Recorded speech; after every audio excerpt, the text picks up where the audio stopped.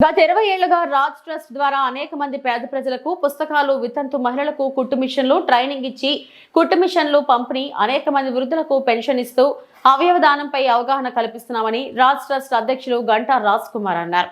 పశ్చిమ గోదావరి జిల్లా నర్సాపురం అంబేద్కర్ భవన్లో ఏర్పాటు చేసిన నోట్ పుస్తకాల పంపిణీ కార్యక్రమంలో ఆయన మాట్లాడుతూ చనిపోయిన తర్వాత కూడా జీవించే గొప్ప అవకాశం అవయవ దానం అని, అవయవ దానం చేయడం వల్ల కొంతమంది అభాగ్యులకు ఆయా అవయవాలు అమర్చడం ద్వారా వారు మన కళ్ళతో లోకాన్ని చూస్తారని అన్నారు.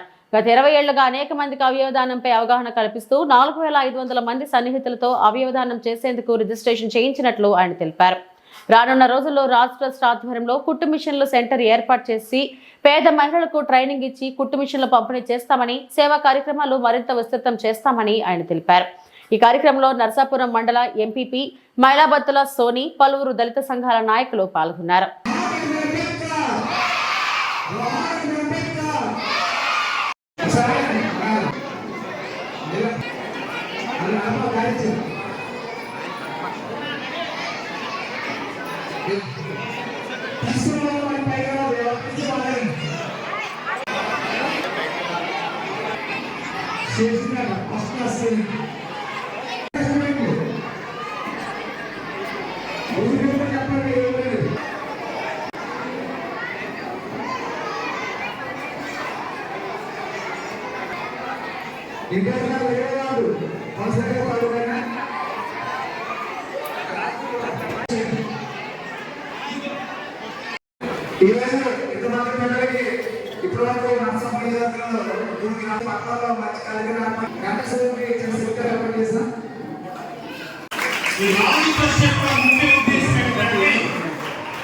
గత 20 సంవత్సరాల నుంచి ఒకే మాట మాట్లాడుతున్నాం. రాజ్ ట్రస్ట్ ఒక మతాన్ని ప్రమోట్ చేయట్లేదు, కేవలం పేద బడుగు వర్గాలకి సహాయం చేయడం కోసం మాత్రమే మా ట్రస్ట్ మేము నిర్మించుకున్నాం, ఏర్పాటు చేసుకున్నాం. నర్సాపురం నియోజకవర్గంలో ఈ సంవత్సరం, వచ్చే సంవత్సరం 50 కుట్టు మిషన్ కేంద్రాలు పెట్టి 400 నుంచి 500 మంది ఆడబిడ్డలకు రాజ్ ట్రస్ట్ ట్రైనింగ్ ఇచ్చి, ట్రైనింగ్ మాత్రమే కాదు, ప్రతి ఆడబిడ్డకి అంటే ట్రైనింగ్ తీసుకున్న ఆడబిడ్డలకు ఉచితంగా కుట్టు మిషన్లు ఇస్తాము అని హామీ ఇస్తుంది. ఆర్గన్ డొనేషన్ కోసం ప్రమోట్ చేయడం, అవగాహన కల్పించడం. 20 సంవత్సరాల క్రితం నేను నాకు అవయవాలను దానం చేశాను. అవయవాన్ని భారత ప్రభుత్వంలో ఉన్న ఒక వెబ్సైట్లో నా యొక్క శరీరాన్ని ఉన్న అవయవాలని నేను చనిపోయిన తర్వాత వేరొక వ్యక్తికి ఎవరికైతే అవసరమో వారికి ఇమ్మని దానం చేసిన వ్యక్తిని నేను.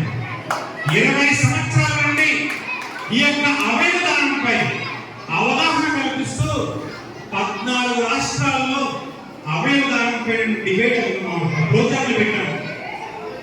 మా యొక్క రాజ్ ట్రస్ట్ యొక్క వాలంటీర్లు కానీ, నా దగ్గర చదువుకున్న ఆడబిడ్డలు కానీ, కొడుకులు కూతుర్లు ఇంచుమించు 4500 మంది అవయవదానంపై వెబ్సైట్లో అఫీషియల్ గా రిజిస్టర్ చేయించుకున్నారు.